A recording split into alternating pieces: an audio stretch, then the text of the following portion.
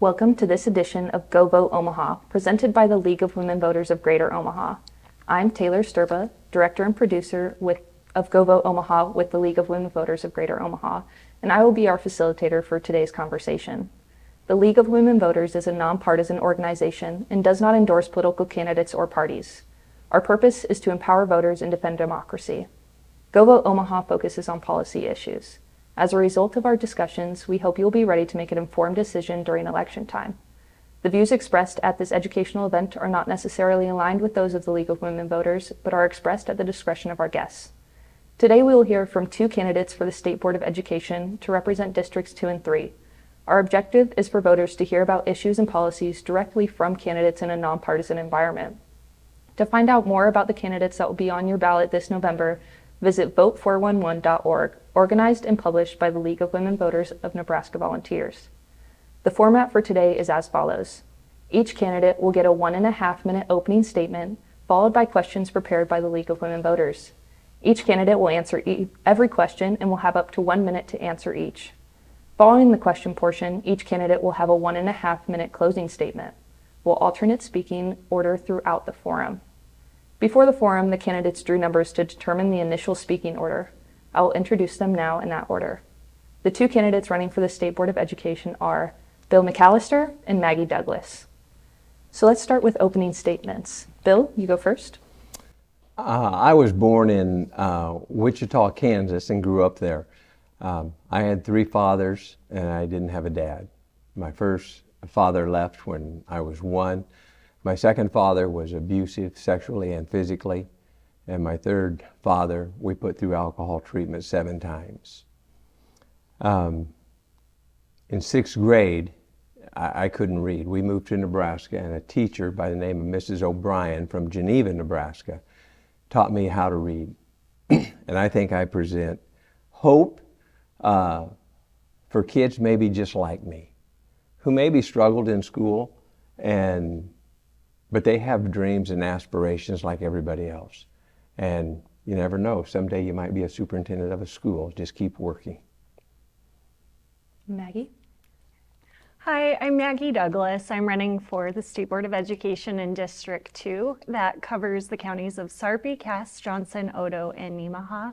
And I want to say thank you for hosting this. This is a great opportunity for us to share our experience and our opinions about education in our state.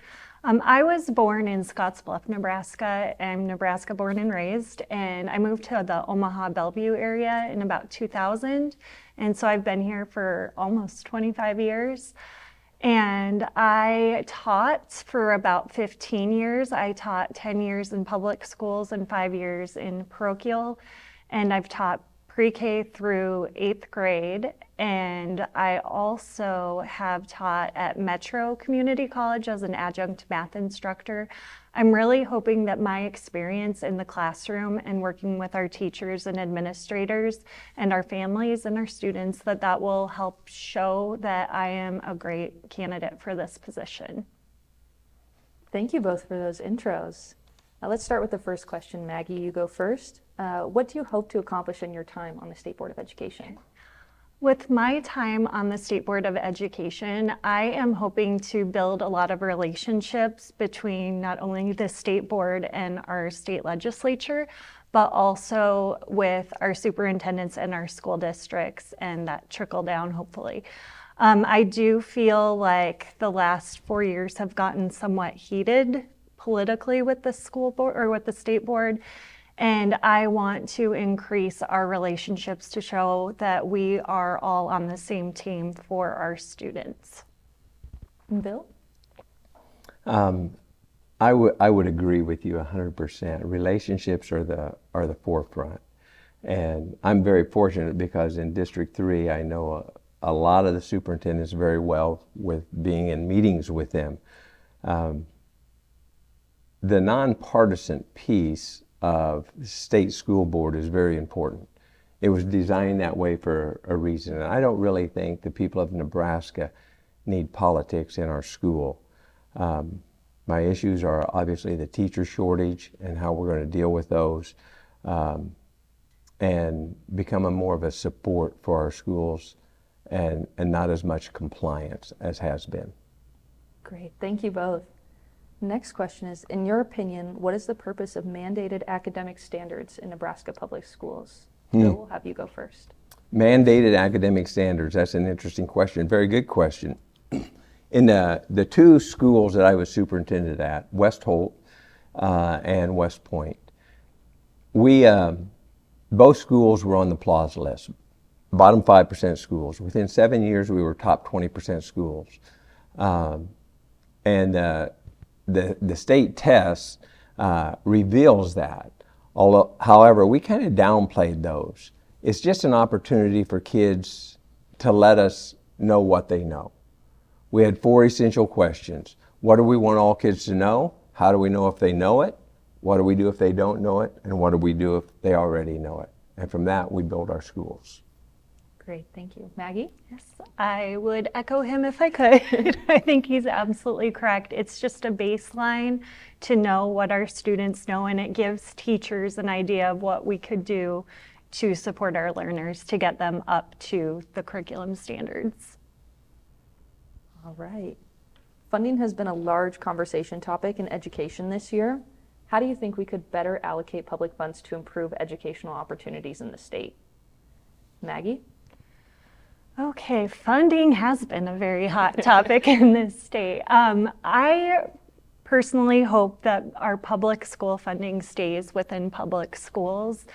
If it, for some reason, does not work out that way, I'm hoping that as a state board that we will look at the accountability levels of our private schools to make sure that they are held to the same accountability as our public schools, since it is taxpayers' money. And then within our school, I think allocating the funds to improve the educational entities in our state, a lot of it we think goes directly to the classrooms, but it ends up not going there. So I am looking forward to learning more about that to figure out how to get that money directly into the classrooms. Great. Bill? Well, funding is an interesting question. The state board is more of a flow mechanism for the money rather than I have personal opinions about all of that. The state board stays neutral on legislative issues. They have no tax authority. They do distribute state dollars, especially for programs like special education, but that is set up by a reimbursement rate of, I think it's at, last time I was superintendent 3 years ago, was we received 49%, I think it's up to 52% now. And the same goes with the federal monies, that it flows through the Department of Education, but we don't make decisions based on that. So from that, the funding aspect, I think property taxes are the key issues. And I could talk a long time about that, about budgets, as I put together about 17 or 18 of them. All right, thank you. Then we will start with Bill on this next one. What can we do as a state to attract and retain young families in regards to education? Tell them how good a job we're doing. You know, Nebraska has a lot to celebrate, and we celebrate ag as we should. Right now, on states that require the ACT, Nebraska ranks 3rd. And we don't hear much about that. USA Today news report ranked Nebraska 4th in education. Is there room to improve? Obviously there's room to improve. But if we would celebrate our success instead of talking down about our education, I think that helps. When you come to Nebraska, you know you're going to get a quality education. And we want to keep improving, as we've demonstrated in the last 2 schools I've been in. And it's for all kids. Maggie? Yes, I completely agree. I think that celebrating our successes goes a long way. I feel like there has been somewhat of a negative spin on things that have gone on in education over the last several years. And just turning that conversation positive can do a lot for our families attending our schools and for keeping our teachers in the classroom as well. Thank you. Next question, Maggie, you'll start on this one. Okay. How can we as a state support our school libraries in providing adequate resources and reading materials to all students? Okay, so kind of going off of the funding conversation from earlier, I still have yet to learn a lot about how the funding gets down to each school. But I do believe that we need to trust our librarians with the materials that go into their schools. The librarians are typically, I believe, allocated certain funds to buy new books for the upcoming school year. And they know what they're doing. They know what their students need, and they have the experience in purchasing books. And I believe that that's something that we should support and be a resource for them if they need. Bill? Well, Rule 10 requires us to purchase so many books by the number of students that you have. This plays into the teacher shortage. This past year, as I served at South Sioux City as the interim assistant superintendent, we had one librarian for 5 elementary schools, and she spent 1 day a week at each library, and it was a difficult task. Our most recent librarian, and she does a wonderful job, but she was a classroom teacher, and we talked to her about getting her degree so we could continue to have a librarian. So I think they need the resources, but that's the books and different aspects of the library. We have to have trained professionals that can make those decisions. Thank you both. Bill, we'll have you start with this. How can we attract young people to become teachers in Nebraska? I think it goes back to 2 questions ago. Stop the negativity about schools, and there are so many good people that are in our classrooms, and that's where it starts with. But if you look at the whole picture, 30 years ago, kids became teachers. That's not happening today. And I don't know if we can reinvent that, but making it an environment by looking at our culture of education and encourage young people to get involved. We're getting into all kinds of topics here with salaries. Beginning teacher is going to make $35,000. A beginning nurse, that I have a daughter who is a nurse, made $65,000. It takes my daughter, who is a teacher, a master's degree plus 18 hours and 15 years of experience to make that kind of money. I think we have to address those issues as well. Thank you. Maggie? Okay, I completely agree with everything you said. I do think salaries are a huge, important thing that we need to push for, and that's something we can work alongside our state legislature to pass. I also know that our state is doing some new good things to get more teachers in the classroom. We have more pathway programs where students in high schools or at certain colleges throughout the state, they are learning to become teachers sooner so they can see if it really is a good fit for them professionally. And we also have para-to-teacher programs, and also alternate pathways of getting licensure and certification that I look forward to learning more about and enforcing in our state. Great answers, both of you. We'll do a follow-up to that question. Maggie, you'll start. Okay. How do we retain the teachers that we already have? This is one of my favorite questions because I'm a teacher that left education a few years ago, and it was a really tough decision, but my interest kind of transferred to mental health, and that's what I do now as a mental health practitioner. But really the 2 things that for me personally were salary and respect. It was really hard during COVID to go from being called heroes when everyone had their students at home to being villains once the masking wars started. So that was really tough on teachers. I do think, just like we talked about earlier, flipping the narrative a little bit and encouraging positive speaking about our teachers and for our teachers will go a long way. And Bill? Value our staff, value our teachers and everybody that's in our building. And I think that's going to be a key, and it's a culture issue that in so many professions, the training doesn't stop when you get your keys to the door. And in education, it's been a closed-door profession since it started. And we need to open the doors with collaboration and value teachers. We have the experts in our building if we will listen to them. And that was a part of our model with collaborating on a weekly basis with all of our teachers. And they supported and helped make decisions, and that made a big difference in them feeling valued. Wonderful, thank you. And we've kind of touched on this a little bit, but special education has seen the largest teacher shortage in the state. What do you believe are the biggest challenges, and how do you think we can address them? Bill, we'll have you go first. Well, the first of that is in the last 3 years, our special ed enrollment in the state of Nebraska increased like 1%. Doesn't sound like a lot, but that's over 3,500 students. And the needs and the caseloads are getting larger and larger. So I don't know the answer to incentivizing special education, because I think it affects every area, whether it's ELA, math, science.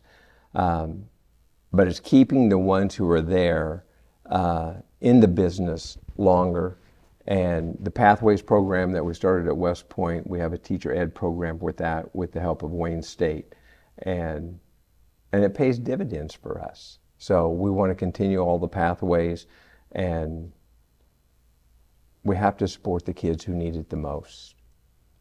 Maggie, we'll have you go next. I, again, completely agree with Bill. Also, in addition to that, I do worry about our special education teachers leaving. I know in one school district, there was kind of the reputation for special education teachers that once they had that certification that they were going to be stuck there for the rest of their teaching career because it's such a high need position. I think our state is doing some financial incentives for that for special education, and that's a good way to get people to stay in the position. And also, I just think, sorry, I lost my train of thought there for a second, but really encouraging that respect will also carry over into special education, but also just continuing to look for innovative ways to incentivize our teachers staying in those positions. As a rural representative, what are the challenges that rural schools face, and how would you like to address them on your time on the school board? Maggie goes first.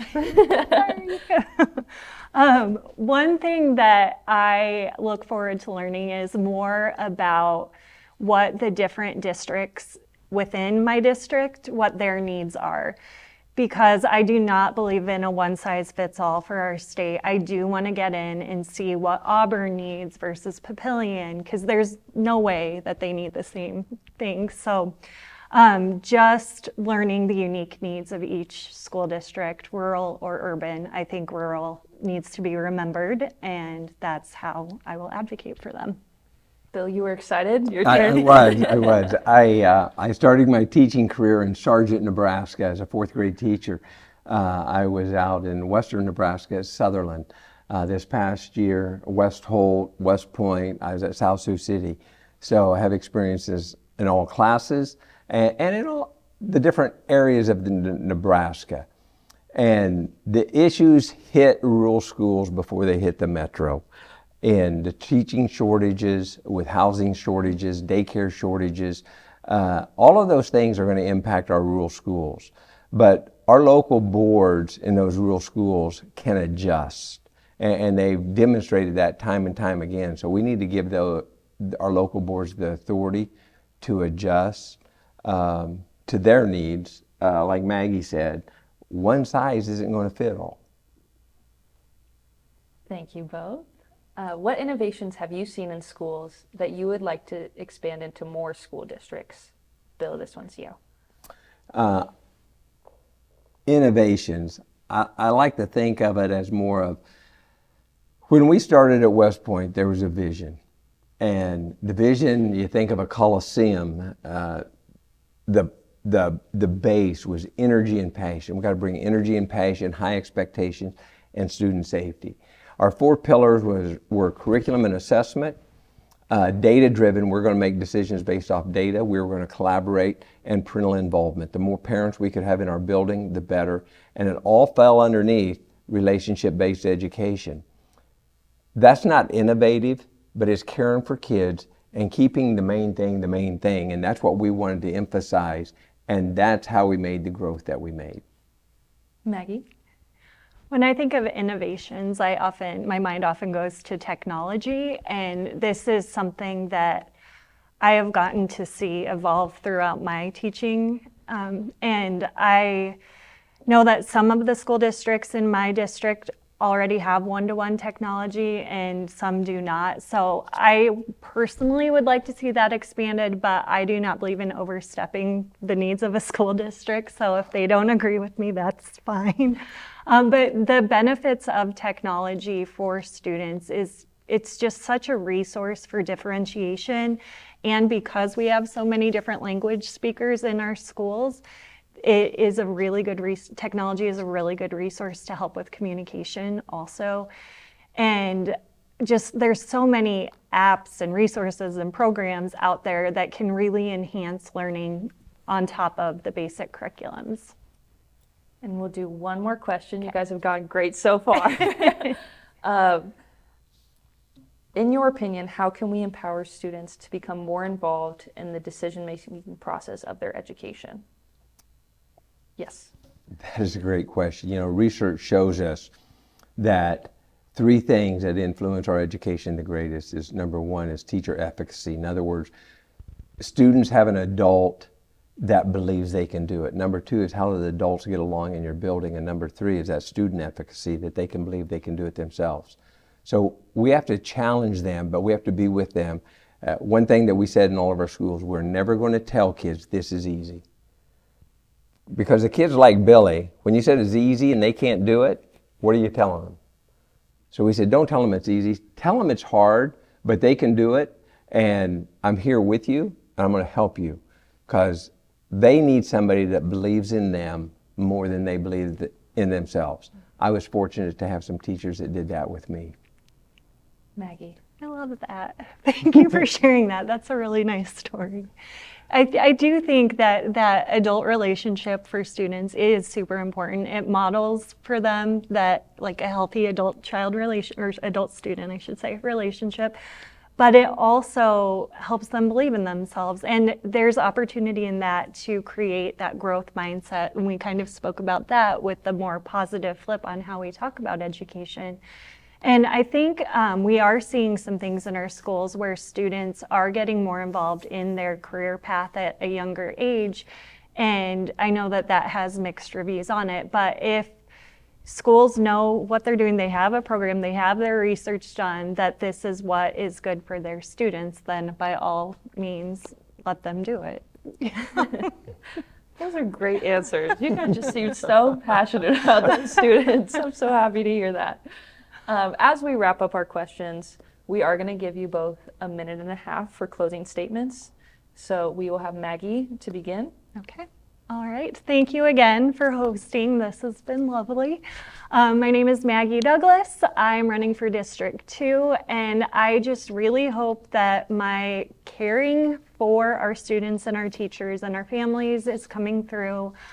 I really think it's important to have people that have worked in education be on the board, because we know what it's like on the ground and we have ideas to make things better for our students and teachers, and we're open to work with one another to get these goals set and met. After I was finished teaching, I did shift over to mental health counseling, and I didn't talk much about that today, but I work with various populations and lifestyles, and I enjoy being an advocate for them, and I will continue to be an advocate for our students and teachers. Thank you. Thank you. Bill. Well, thank you for this opportunity. This has been great. I do believe that past performance is the greatest indicator for future success. I've been in rural communities in Sargent and Sutherland, Atkinson, West Holt, metro areas. I've spent 10 years coaching college football. I know how teams work. I spent 35 years in education, and it's never been about me. Actually, this campaigning is uncomfortable because I like to showcase other people. We did unique things. We aligned our mission, our vision, our strategic plan, and our school improvement plan all together. So when you were working on one, you were working on another. And I'll be the first to say, if this race comes down to money, it's an uphill struggle. But I don't think it should cost $100,000 to run for the state school board. The state school board is nonpartisan. It was designed that way intentionally. I'm surprised with the tax, and my heart is just to help and to serve other people. And I don't think Nebraska people want partisans in their schools. Just help their kids. That's what we're here for. That's what I did for 35 years. And I still believe hard work still works. And I am willing to talk to any group that would like to speak with me. If you give me a call, go to my website, I'd be happy to come visit. Well, thank you for joining us this afternoon. If you want to learn more about the candidates and issues that will be on your ballot, visit vote411.org for a personalized resource tool. A special thank you to our candidates participating in today's conversation, Maggie Douglas from District 2 and Bill McAllister from District 3. From the League of Women Voters of Greater Omaha, I'm Taylor Sterba. As always, we urge you to be informed and be a voter this November. Go vote, Omaha.